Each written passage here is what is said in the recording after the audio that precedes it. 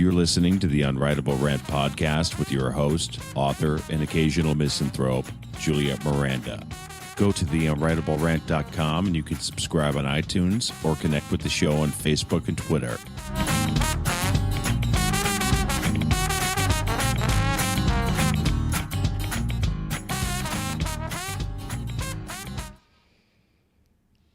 Hey there, y'all. I'm Juliette Miranda, and this is the Unwritable Rant podcast.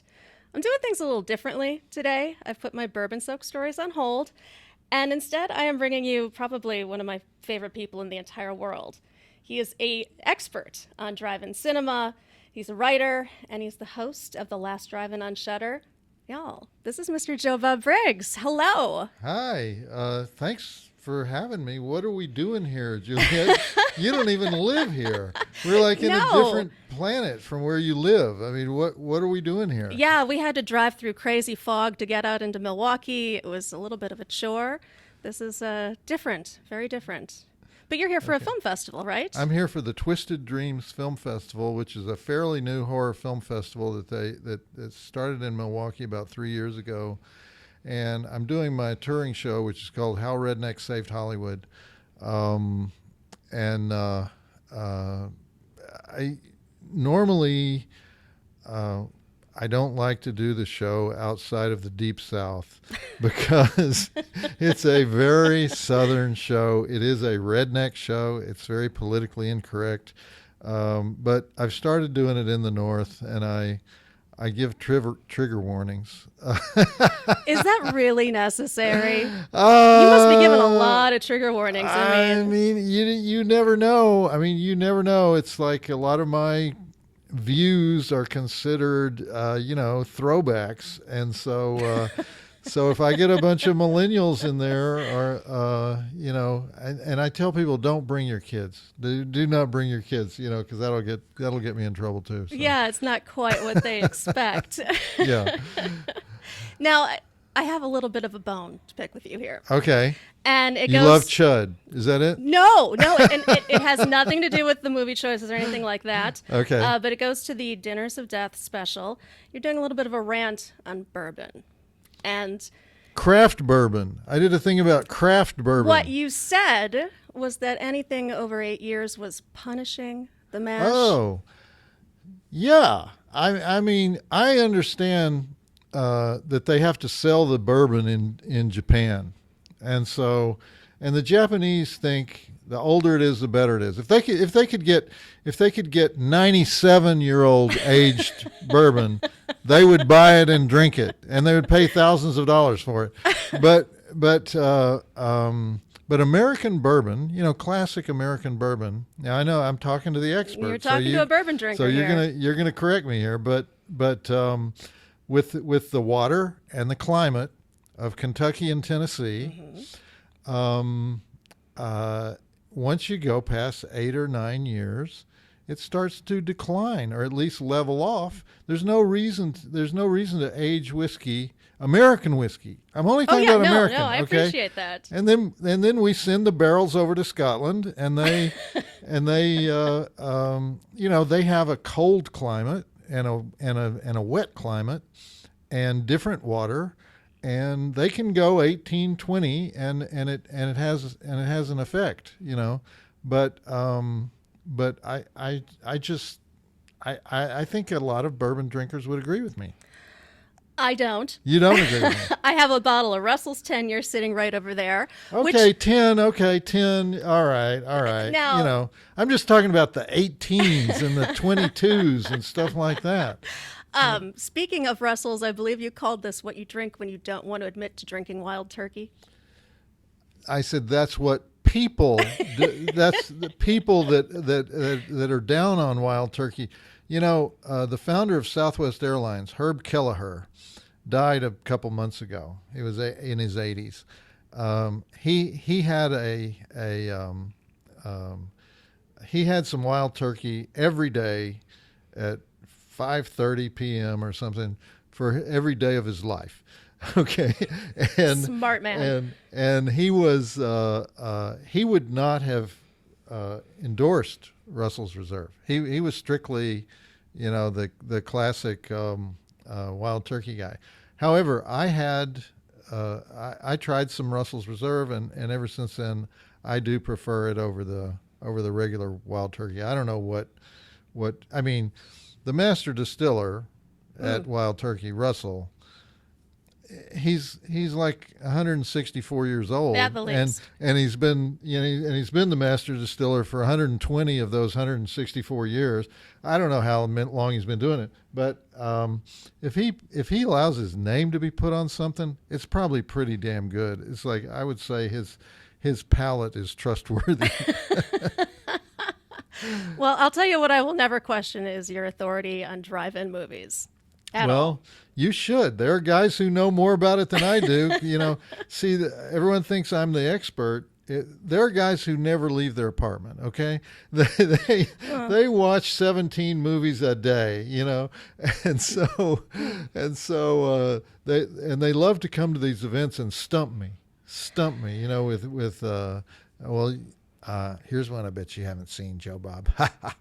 Have they ever got you? They get me all the time. Absolutely. It'll be some movie that was made by a group of dentists in Lawrence, Kansas in 1954 or something, so yeah, I don't know.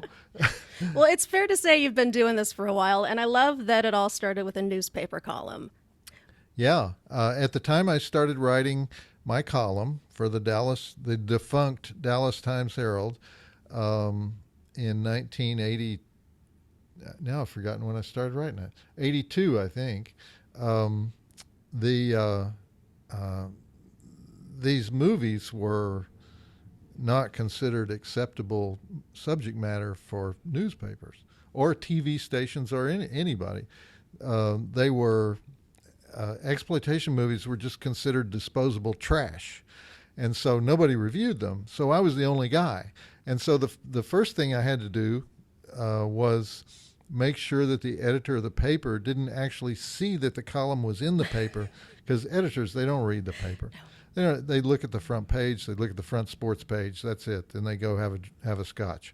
So the idea was, let's get the column established without letting the big cheese editor know that it's in the paper, which we did by putting it in this Friday section that was, a weekend guide section, and it was a bunch of discount furniture ads, and it was crappy printing. The print would come off on your hands when you read through it, and we were back on page 37E or something, and so we just buried it back there, and then we would tell certain people where it was, and it worked. They didn't.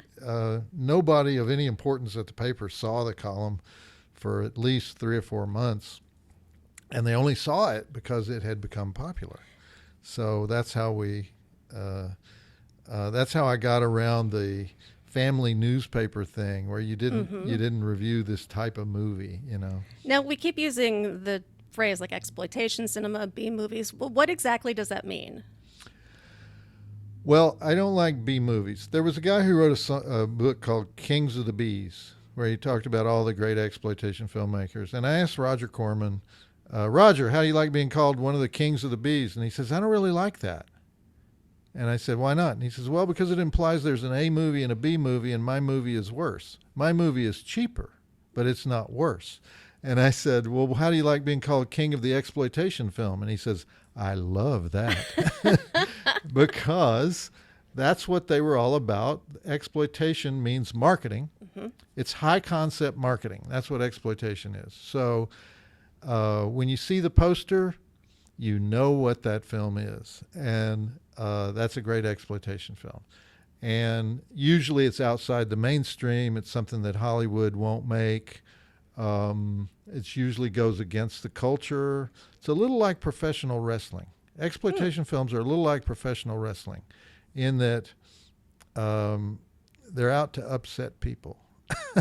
Yeah, understandably. It's fascinating the way that works, and you showcase them. I mean, you really celebrate what they're all about, the grisly details, and you literally count them out. Yeah. Well, most great exploitation movies are about sex and or violence. usually, and a supernatural element. So, blood, breasts, and beasts, the three B's, blood, breasts, and beasts, which means sex, violence, and the supernatural. And if you have all three, you've usually got a home run. Now, your mother doesn't want you to go. Your mother doesn't want you to be watching movies that are full of sex and violence. So when you talk to your mother, you say, I like these movies that are full of romance and adventure. Yes, the romantic shower scene. No. I think your show has brought people together in that respect because you made these movies so accessible. They were able to stay up late and watch them in their bedrooms, all those deep dive guys and everything. I'm just amazed. Because people write to me or they see me and they talk to me and they say, I just love that movie that you showed on Monstervision in, 1995 or something. And I won't remember. I love that show. I did 110 movies a year for how many years? 16 years. Yeah. So on the movie channel and TNT, and so. How many movies is that? 16 times 100 is like That's almost 2,000 movies. That is a lot of movies. So we did almost 2,000 movies. We did deep dives on almost 2,000 movies. Plus now we're doing more. But occasionally they'll say, I just love that one. And I'll say, what? It's not very good. And then they'll say, oh, but this, that, and the other. And they will know far more about it than I do. And it's because of the internet, and it's good and it's bad. Very it's true. It's good because it propagates information on stuff that you normally wouldn't be able to find information on. The bad thing is that if you just have one wrong fact that sounds slightly plausible, it gets repeated 1,000 times. And so anybody who does that, I try to avoid doing research on the internet. Now, most people do all their research, 100% of their research on the internet. Sure. But it's a massive false information feedback loop, and so especially on things like budgets. Yeah. It's not like there's the budgets are always fake. It's like if you're selling the movie, then you want the amount that you spent on the movie to be high. If you're buying the movie, you want the amount spent on the movie to be low. And so whoever was telling the lie that day that was reported in some newspaper, gets on IMDb, and then everyone's saying, and everybody believes that. Everybody believes that budget number. It's like, no, you guys don't understand. It's like a Turkish bazaar. All the numbers are wrong. All the numbers are fake. Well, and that works in reverse too. If you get a fact wrong, then they are all over you for getting that wrong. Oh, absolutely. Oh, they love to prove me wrong. Sure. And it's so easy to prove me wrong now. Right. Now, you mentioned Monstervision, and we have a friend of the show who is a fan, I guess, of Monstervision, and has a question for you about it. So if you check out the monitor here, we're going to hear what he has to say. He's going to go live? No, it's recorded. Okay.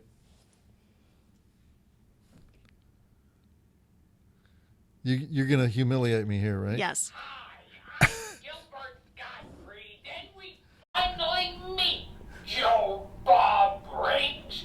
Well, we don't actually meet because I'm on video right now, so we're not actually meeting. Maybe one day, who knows?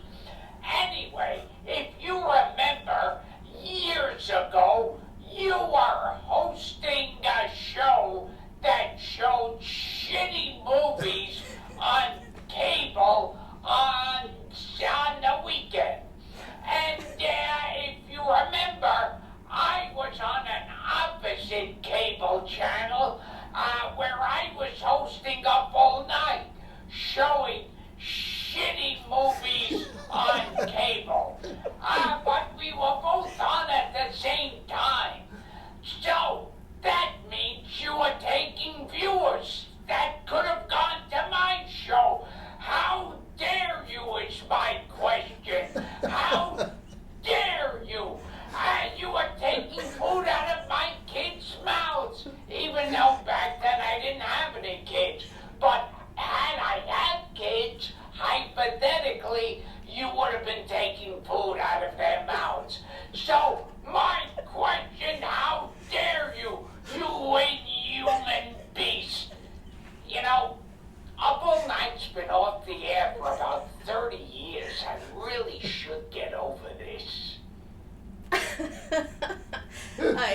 has some opinions. Oh, wow. We are TNT's. Thank you, Gilbert. TNT's Monstervision was opposite USA Up All Night. Now, actually, I would occasionally roast them. They never answered me, but He's been carrying a grudge. he's been carrying it around. He wanted to answer me, but I would say, oh, tonight, if you don't like our movie tonight, over on USA, Rhonda Shear is serving a chicken on the beach. So that might be more interesting than what's, going on here. Let's say something like that. And actually later when I did meet Rhonda Shear, she said, we remembered the things you said. We remembered those. Of course. We noticed those. Like, oh, okay. Well, is it okay, Rhonda? And she actually came on the she came on the show. You did a joint show with her. Yeah.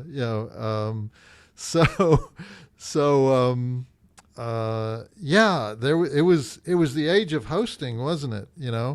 And now my question to you, Gilbert, would be, did you watch the movies?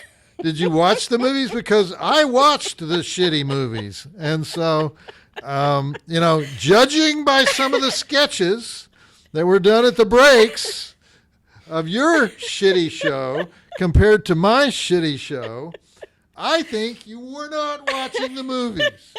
Therefore, the amount of time put into the prep for my shitty show was a lot more than the prep for your shitty show. Amen.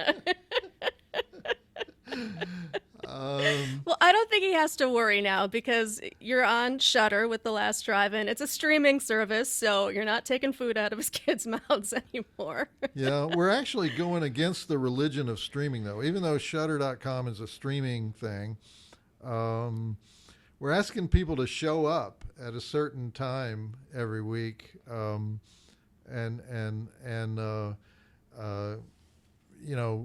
participate together through social media.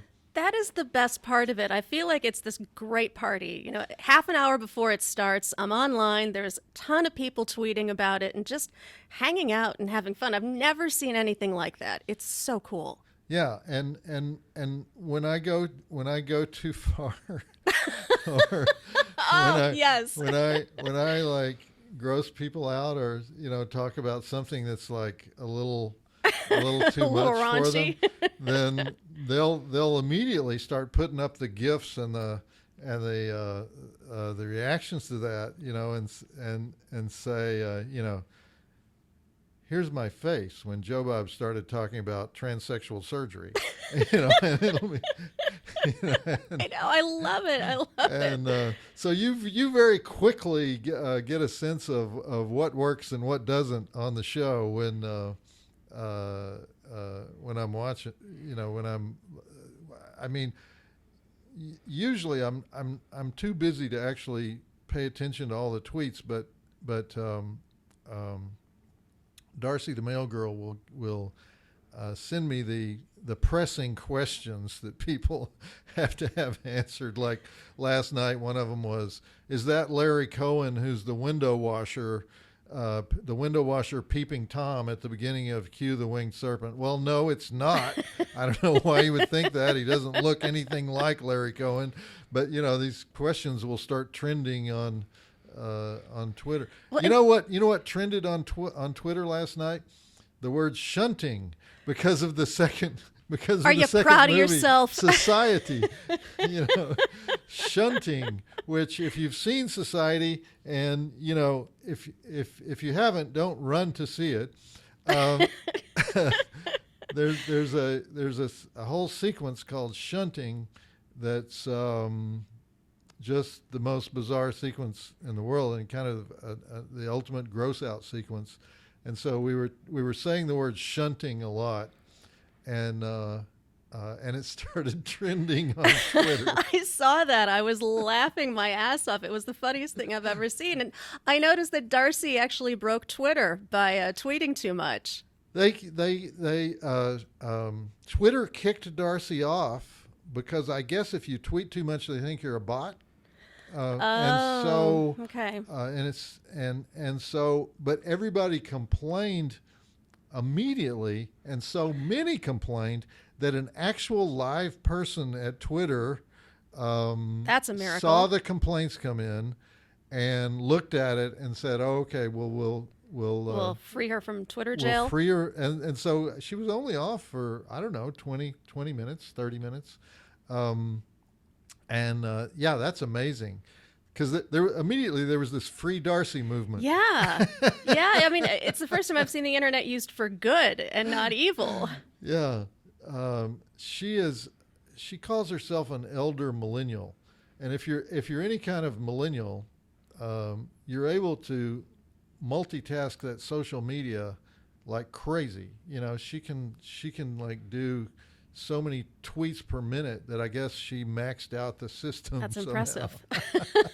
Now, how much of what you do, now I should explain that the show is sort of broken up where you show the movie and you stop it and you come back on and talk about what's happening and give information about it. How much of what you talk about is ad-libbed and how much is scripted? I have notes, you know, and I pretty much know where I'm going with each segment. I know what I want to talk about, you know, and we try to make it as smooth as possible. However, I don't want it to be extremely what would I call it, polished. I like to be more conversational. Absolutely. And so I don't. So, you know, it's a mixed answer to your question. Well, which I think is, CHUD monkeys sounds like something that would. Just calling everybody CHUD monkeys was kind of off the cuff, I think. CHUDs. People just like to say the word CHUD. That's the only reason that the movie had any popularity whatsoever. Yeah, I've had mixed feelings about that movie for a long time, but after just seeing your take on it, I realized I didn't like the movie one bit. Oh, some of the actors got upset by my comments. Is that right? Does that happen? Do people really? Yeah. I mean, some of the friends of the actors got upset by my comments, you know. And so it was, you know, I mean, the one thing I can't stand really is when the people making the movie feel superior to the material or superior to the audience. And I mean, come on, you know, the homeless woman that goes down at the beginning of the movie that goes down into the tunnel and shows them where the chuds were. That's Norman Mailer's wife, okay? Norman Mailer's wife is in this movie. You know, it's like, you know, how utterly snob New York can you get? You know?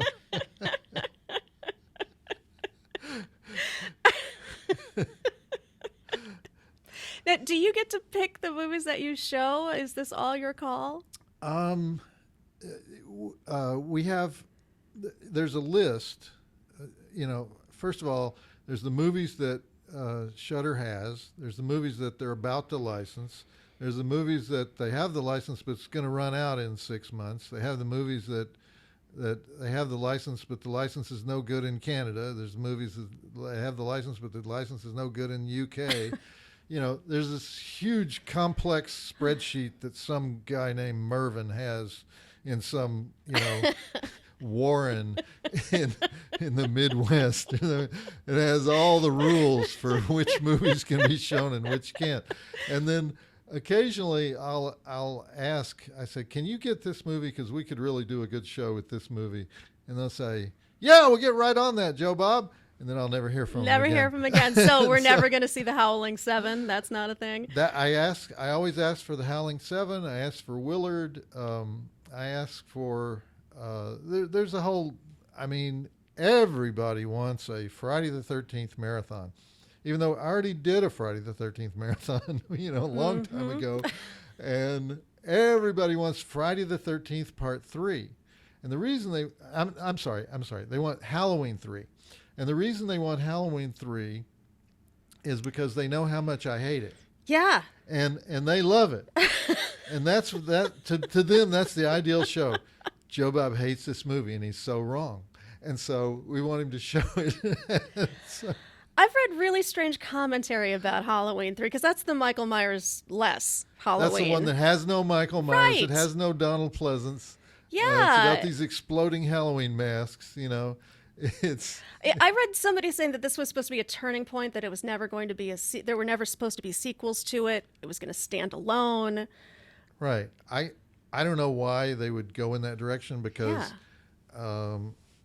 Halloween 2 was so good. Exactly. That is an outstanding movie. And so they've gone down a good road there, and suddenly they decide, oh, we need a whole new plot and a whole new cast of characters. Shot that horse in the face. And so, but there is a group of hardcore fans of Halloween 3 who say, well, the only reason you don't like it is it has the name Halloween on it. If we just called it something else, like Spirit of the Witch or something, you know, everyone would love it, you know. And so, Well, looking at modern movies, how has technology changed horror films today? the technology has become 90% cheaper. So the problem with making movies always through the whole history of film was nobody could afford to make a movie unless you were a corporation. And so all that started changing about 20 years ago, and now it's fully changed so that, you know, the cameras that used to cost $500,000, you know, now you can shoot a movie on an iPhone if you want Absolutely. to. People have done it, you know. But even a professional camera, if you have a fully professional camera, you can get a used one for $10,000. So, and there are even cheaper ones that could do the job, but you can get a really, really, really high quality one for $10,000. Used to be movies would break down in the editing stage. People would run out of money. The movie would be in the lab. They couldn't get it out. The editing software is 95%. Final Cut Pro, you know, whatever you're using, is 95% cheaper than it was in just 10 years ago. You know, $200 or $300, you've got everything you need to be an editor. And so I thought when the technology became cheap that we would have dozens of wonderful movies every year that were made in weird places that for, you know, virtually no money. And no, it didn't work out that way. We ended up with a whole lot of movies that are really, really bad. And I go to the film festivals, you know, where some of these movies are shown, and the filmmakers always say the same thing. I'm from Waxahachie, Texas, Joe Bob, and we didn't have much money, and so we did the best we could. And I have to tell these guys, everything that's wrong with your movie has nothing to do with money. You know, the production values are fine. It looks great. It comes down to story. Yeah, but the script, a lot of times they cast it wrong. They cast it with their friends, or they cast it with their relatives. You know, well, we don't have any professional actors in Pocatello, Idaho. Joanna, do you have a Pocatello Community College? Do they have a drama department? You have actors in Pocatello, Idaho. You know, it's not that hard to find. Who are trained, who have taken at least one class, But have you ever thought about moving on to producing? Yeah, I am going to produce. Excellent. I'm already actively involved in that because we have a lot of writer, director, cinematographer, editor guys, That's actually one of the problems. It's like, what are you, a writer, director, cinematographer, or editor? Well, I'm all four, Joe Bob. I'm a writer, director, cinematographer, editor. Okay, Orson. Let's,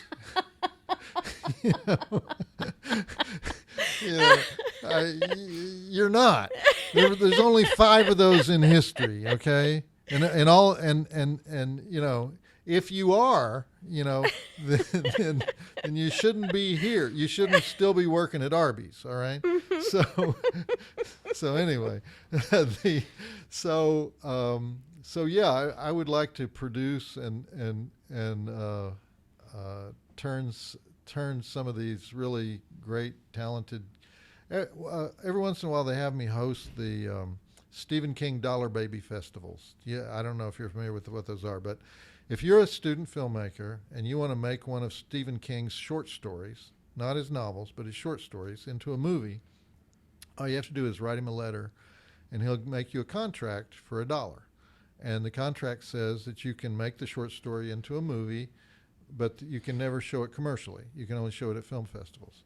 So, and so these movies can only be seen at film festivals. So occasionally they'll put a bunch of them together, and I'll host the movies. Incredibly talented directors, incredibly talented. And then, and so I'll say, and they'll say, well, I have a movie, they send me the movie, and the movie won't be as good, and the reason is they're incredibly talented directors. They're not incredibly talented writers. Right. They're not incredibly talented, you know what I mean? And so, this writer-director thing is killing the indie film movement. Be one or the other. Be one or the other. Thank you. Get a friend who can do the other, who's better than you at the other thing. Film is a collaborative medium. So over time, I've decided, what these guys need is a producer. What does a producer do? He does what a football coach does. He goes around and recruits the high school kids, right, by being nice to their mothers and telling them how great they are and how wonderful they are and how much fun you're going to have next year when you go to Boise State, And then once they get to Boise State, he kicks their ass and makes them and makes them work hard every day. So you're going to do some serious ass kicking. Yeah. So no, I'm going to tell him. I'm going to go to the Stephen King Dollar Baby Festival. I'm going to say, "You are great. You are fabulous. You are the best director I've ever seen in my life. You have a big career ahead of you. Let's sign a contract." And then after they sign the contract, I'm going to kick their ass.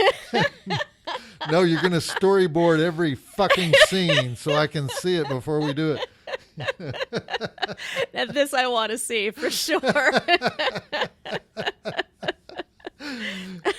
Now, the last drive-in on Shudder has how many more weeks to this the double feature series? Let's see. We just did week 2. So we've got 7 long weeks to go. 7 long weeks. Ouch. We have a lot of, we try to mix it up. And so we have some cult classics and we have some, so bad it's good movies. We have some they always call them forgotten gems. It's a forgotten gem, Joe Bob. Is that what Society was, a forgotten gem? Well, Society was sort of an underappreciated, not very well distributed movie it's hugely popular in England. I don't know why, Odd. but England, sexuality for the English is weird to begin with, because when I was at the movie channel, we used to get these British sex films. I don't even think they exist anymore. But we would show them, and Adventures of a Plumber's Mate. It's half softcore porn. I mean, and but there'd be practically no sex at all. Just be, and they all these movies would have a completely full frontal naked man running down the street in fast motion. And, they need to talk to Corman. They really do. Hysterical. That was just hysterical to the Brits. I mean, we showed all the different countries' sex films. Like we had Italian, those are softcore sex films. Brilliant. It was all pedophilia. Yeah. It was all like young boys. Well, young boys, young girls, schoolgirl uniforms. We had the dreaded West German sex comedy Ooh. back when there was a West and an East German. Of course, you didn't want to see an East German sex comedy. No. But the West German sex comedy, we had one called She's 19 and Ready. And she was about 45.